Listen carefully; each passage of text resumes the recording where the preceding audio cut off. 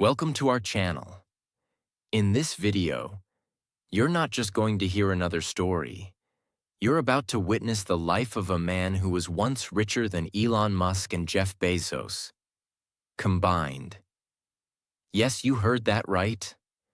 If John D. Rockefeller's wealth was adjusted to today's money, he would be worth over $400 billion. More than the net worth of the richest people alive today. But he didn't start with wealth. He was born to a poor family. He had a father who lied, cheated, and disappeared. He didn't get a perfect childhood, but he had something far more powerful than money. An unshakable focus, terrifying silence, and a mind that studied everything. He didn't talk much. He observed. He calculated, and he worked like a man possessed. He was called the most ruthless man in America, but also the greatest philanthropist the world has ever seen. So how did a poor boy with nothing become the richest man the world has ever known?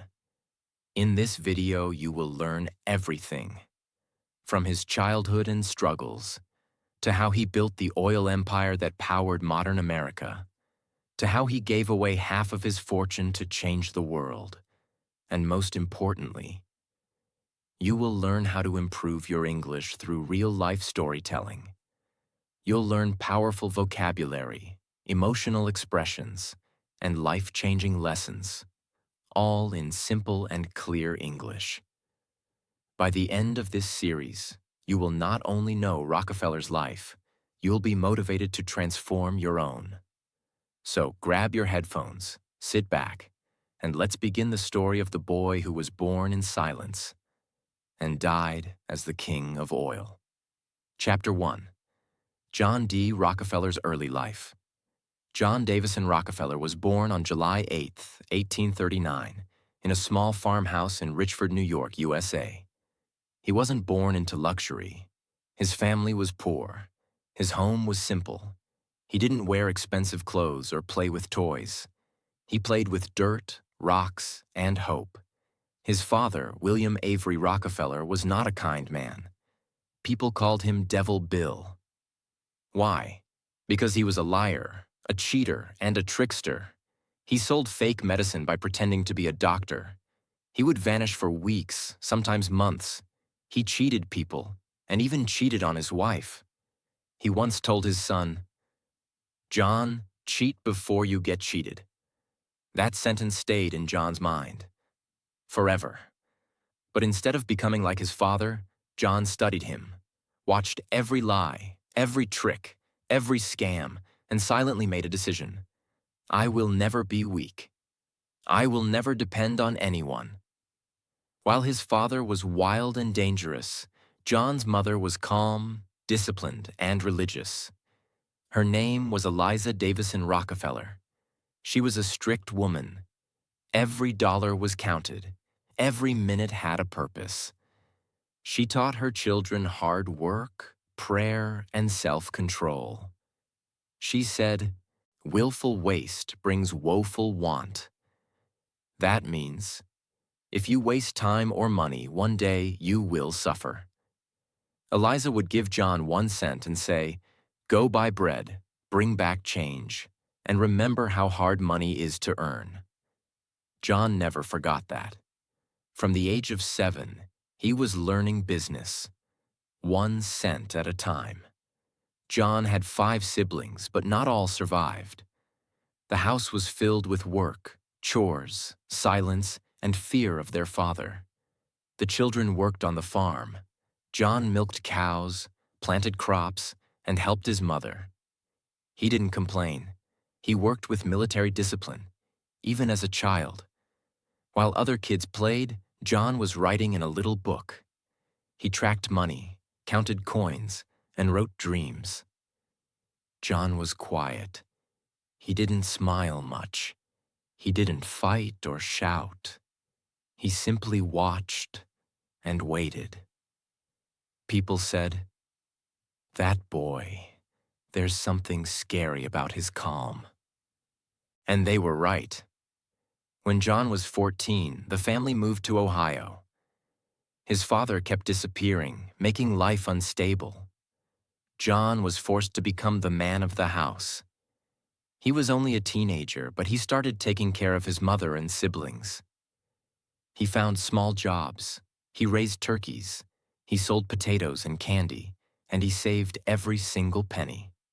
One day in his journal, young John wrote, "I want to make $100,000. I want to live 100 years." In the 1800s, $100,000 was a huge dream. But Rockefeller believed in dreams backed by discipline. In 1855, when John was just 16 years old, he wore his only clean shirt and walked into Cleveland City. He went door to door, searching for a job. No resume, no contacts, just courage and silence. He was rejected by more than 15 offices. But on September 26, 1855, a company finally hired him. Hewitt and Tuttle, commission merchants. That was the day he later called his job day. He celebrated that day every year like a birthday. Why? Because it was the day the poor farm boy took his first step toward becoming the richest man in history. He didn't just work. He worked like a soldier. Arrived before sunrise, left after sunset, learned bookkeeping like a machine. Never wasted a minute. He carried a small black notebook where he wrote every dollar, every expense, every lesson. Even as a teen, he believed, "God gave me money because I was careful with it." By age 20, he was loaning money to others. He had saved $1,000, a big amount in those days. But what's more important is, he had built a mind sharper than most men twice his age. Chapter 2. The Beginning of an Empire. John D. Rockefeller had saved his first $1,000. He had mastered bookkeeping. He worked with the discipline of a machine.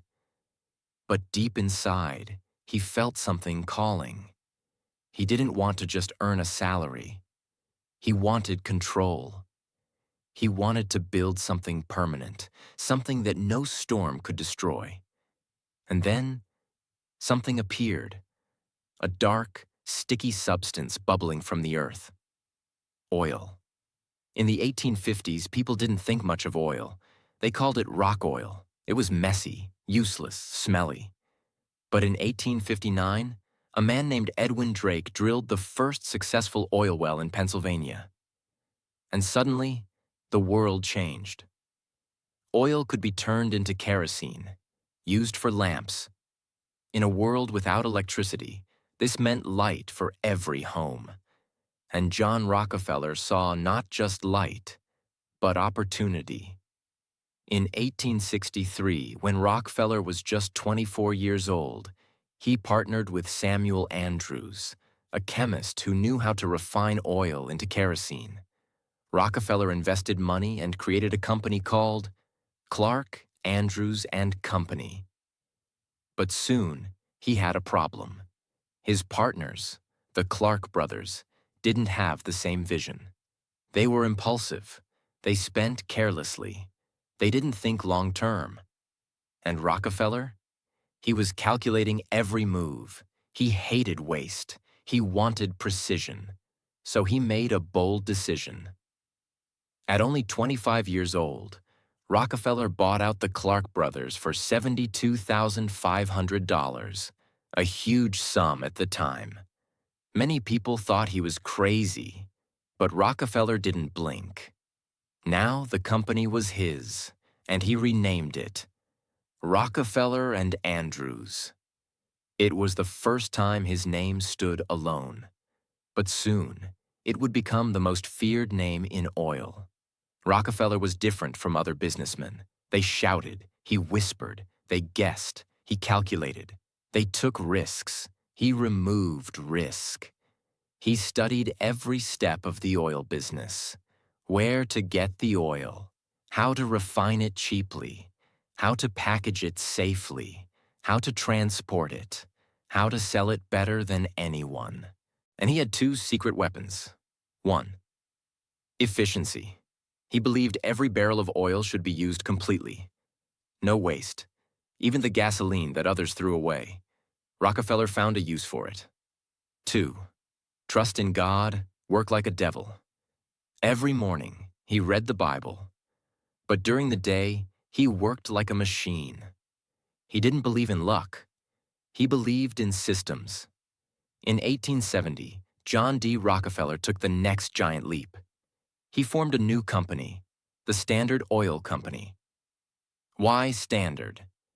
Because he wanted to create a product that people could trust, a standard of excellence. At that time, oil was dangerous. Fires, explosions, poison.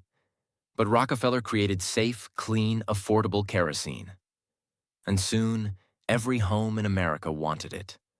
But success attracted enemies. Many small oil companies tried to fight him. They charged lower prices. They made big promises. Rockefeller didn't shout. He simply cut his prices lower until they collapsed. Then he would quietly buy their company. Sometimes he would send men to visit a competitor and say, "You can sell to us now, or we will drive you out later." This was called the Rockefeller method. Here's where things get dangerous and legendary. In 1871, Rockefeller made a secret deal with major railroad companies.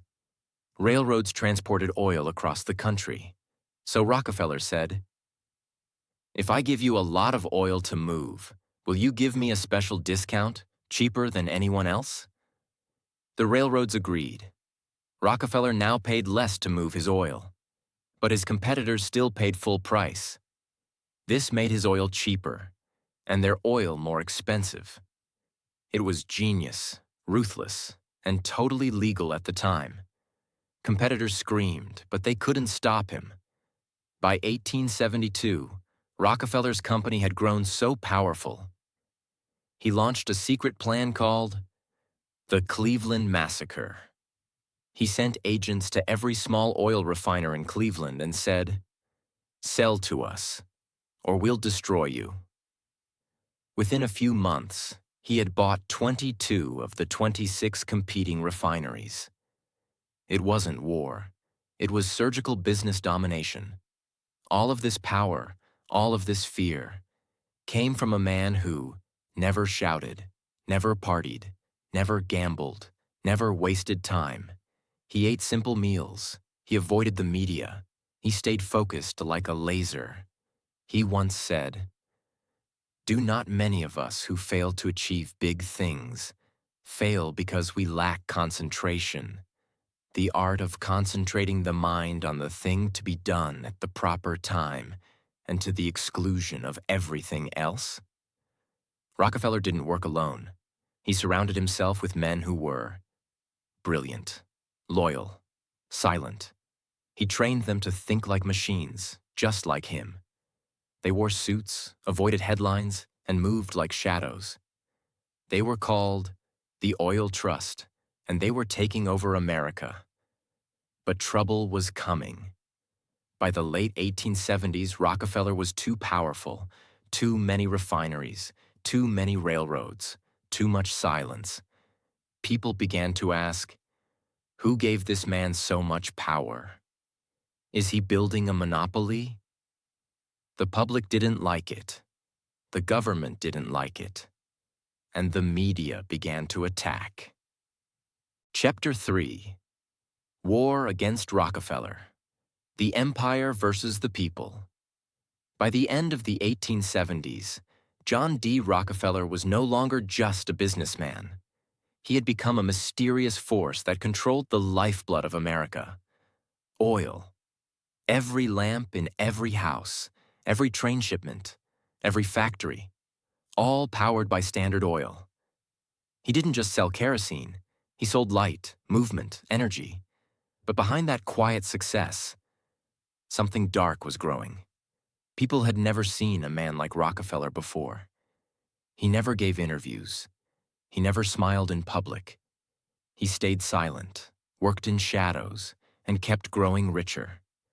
This made people curious, then nervous, then angry.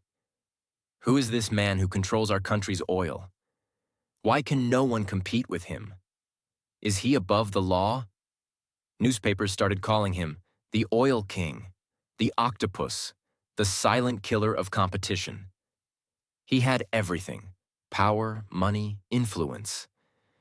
But now he had enemies, and the first attack would come from where he least expected. In the late 1890s, a young journalist named Ida Tarbell started investigating Standard Oil. Why?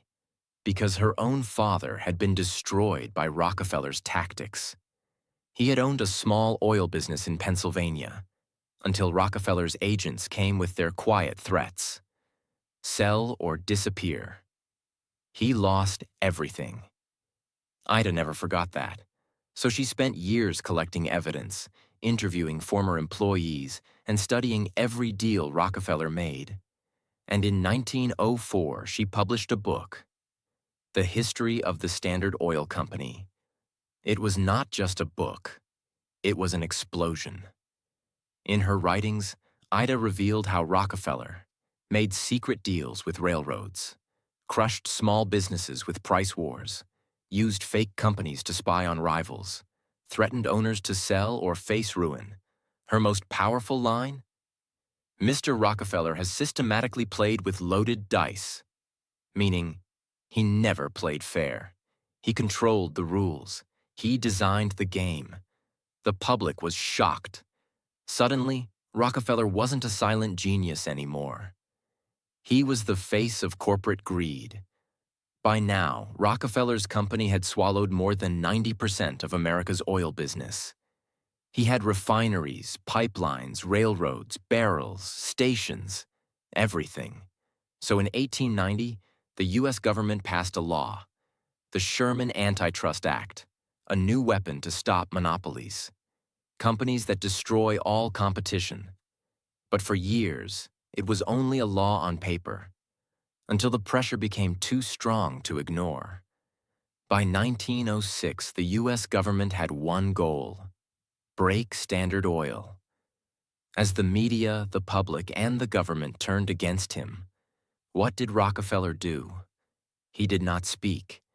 He did not fight in newspapers. He did not appear in court. He let his lawyers handle the noise. While he kept doing what he always did, grow stronger in silence.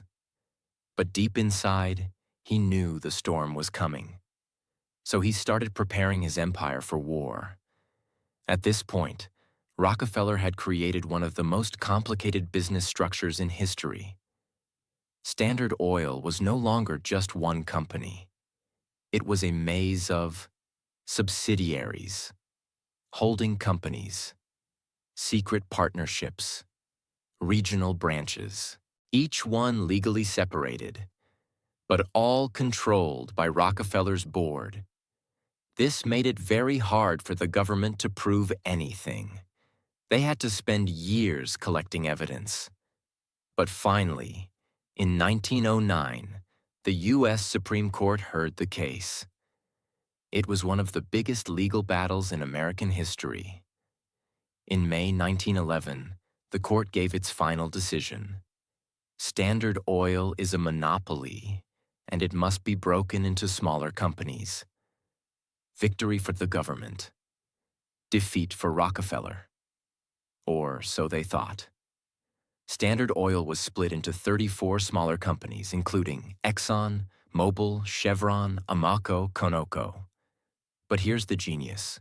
Rockefeller owned shares in all of them. So when the companies were separated, their stock value skyrocketed. Rockefeller became even richer after losing. Some say his wealth doubled after the breakup.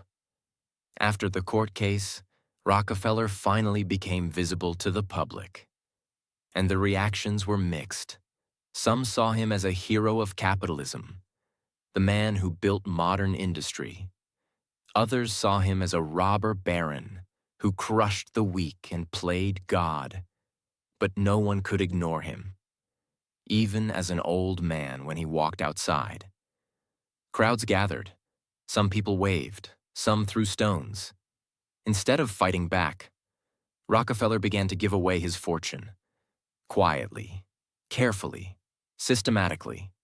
He donated to universities, like the University of Chicago, medical research, black colleges in the South, scientific discoveries.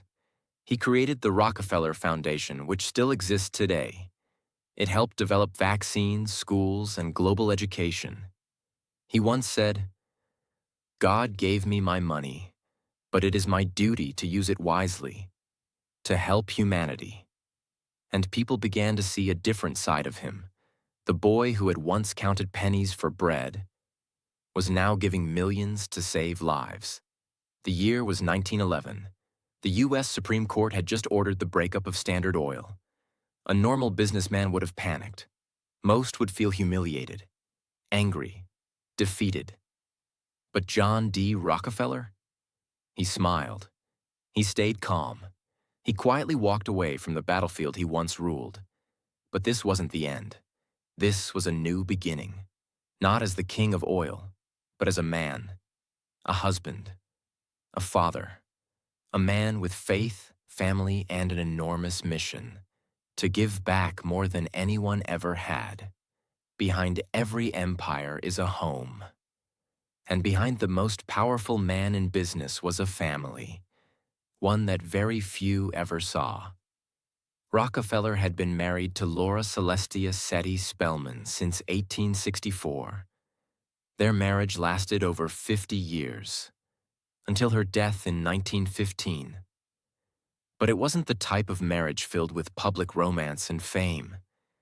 It was built on something far deeper: discipline, religion, mutual respect. Laura was quiet, firm, and extremely moral. She was raised in an abolitionist family, meaning they fought against slavery. She believed in equality, education, and modesty. While John ruled the oil industry, she ruled the household. Not with anger, but with intelligence and structure.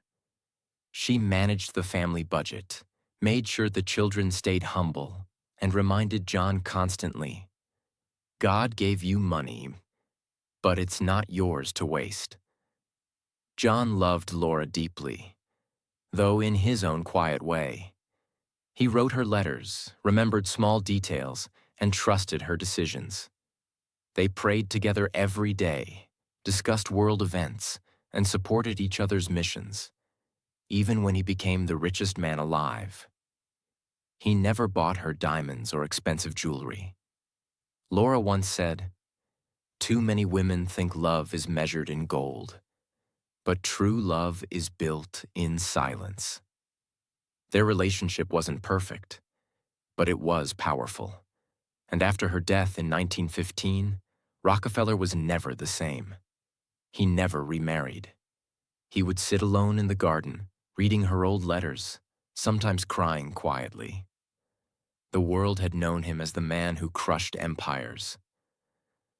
But in those moments, he was just a husband, missing his best friend. John and Laura had 5 children, but only 4 survived past childhood. Let's explore each one deeply. 1.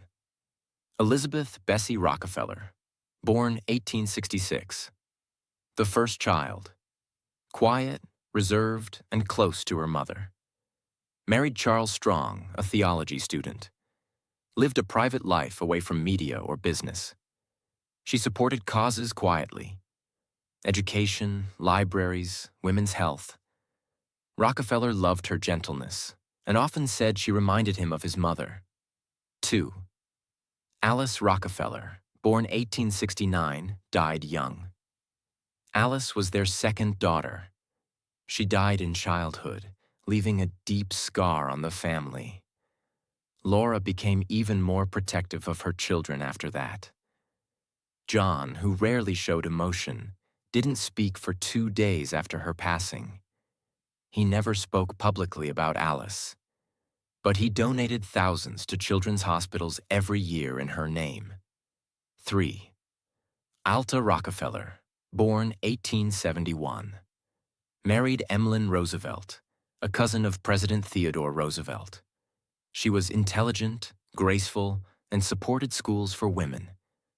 She didn't enjoy the spotlight, but was active in charity work. John respected her independence. He said once, "Alta has the wisdom of 10 men and the humility of a child." Fourth, Edith Rockefeller, born 1872. Married Harold McCormick, whose family owned the International Harvester Company, a giant manufacturing empire. She became one of the most powerful women in Chicago society, supported art, music, and public health. She was elegant, stylish, and a bit rebellious. Rockefeller once joked, "Edith spends more on a dress than I did starting my first oil refinery." But secretly, he was proud of her strength. 5. John D. Rockefeller Jr., born 1874. This was the son who would carry the legacy. Rockefeller trained him like a soldier. From childhood, Jr. was taught how to save money, how to pray, how to give back. At age 11, Jr. kept a record of every penny he spent. At age 16, he was working in Standard Oil, not in an office, but sweeping floors and carrying boxes. Rockefeller believed in earning everything. He once told Jr., "I will not give you an easy life. I will give you a strong character." Jr. would later build Rockefeller Center in New York, donate thousands of acres for U.S. national parks, and continue his father's mission in global philanthropy. He also had 6 children of his own, including Nelson Rockefeller, who became Vice President of the United States. Once retired, Rockefeller lived on a grand estate called Kykwit in New York. But it wasn't a palace filled with luxury. He woke up early. He read the Bible every morning. He took long walks at the garden. He ate simple food, oatmeal, bread, vegetables. Every day he wrote letters of gratitude to people who helped him. He played golf and often gave dimes to children, smiling as they thanked him. When asked why, he said, "Because a dime might teach them the value of money." By 1913, he had already donated millions through personal charity. But now, he wanted something bigger, permanent, global. So he launched the Rockefeller Foundation, one of the most powerful philanthropic institutions in history. Its mission? To promote the well-being of humanity throughout the world. Through this foundation, he helped eradicate hookworm in the American South, supported medical research that led to major vaccines, funded universities and public schools around the world, built libraries, research centers, and even helped fund the United Nations. By the time he died, Rockefeller had donated over $500 million, which today would be worth over $10 billion. He once said, "Making money is a gift. Giving it wisely is a responsibility." As he entered his 80s and 90s, Rockefeller began writing his personal reflections. He didn't care about the headlines. He didn't miss the boardrooms. He wanted to be remembered not for how much he made, but how he lived. He wrote letters to his grandchildren, telling them to avoid pride, to love silence, to believe in God, to use money as a tool, not a goal. Even as his body aged, his mind remained sharp. Chapter 4. The Final Goodbye. It was the spring of 1937. The world had changed. Airplanes flew across oceans. Cars filled the streets. Radios connected voices across continents. America had survived the Great Depression. And in a quiet corner of Ormond Beach, Florida, inside a simple, peaceful home called The Casements, a 98-year-old man sat near a window, looking out at the sunrise. That man was John Davison Rockefeller, the boy who once begged for his first job, who sold turkeys on dusty roads, who built an empire from barrels of oil and then gave away half of it, now sat alone, old, frail, wrinkled, but with a spirit sharper than steel. He had outlived his wife, many of his competitors, and even some of his own children. But now, even he knew. The end was near. In his last years, Rockefeller no longer traveled. He spent his days writing letters, reading the Bible, playing golf with his doctor, and taking short walks. Every morning he sat in the garden for hours, watching flowers open, birds fly, and the world carry on, without needing him. He often whispered to his assistant, "God has been good to me, much better than I deserve." He was no longer the feared oil king. He was now just a man who had seen nearly a century of change and shaped it. In his final weeks, he had private talks with those closest to him, mostly his son John Jr., his grandchildren, and a few long-trusted workers. He told them, "Don't chase power, chase purpose.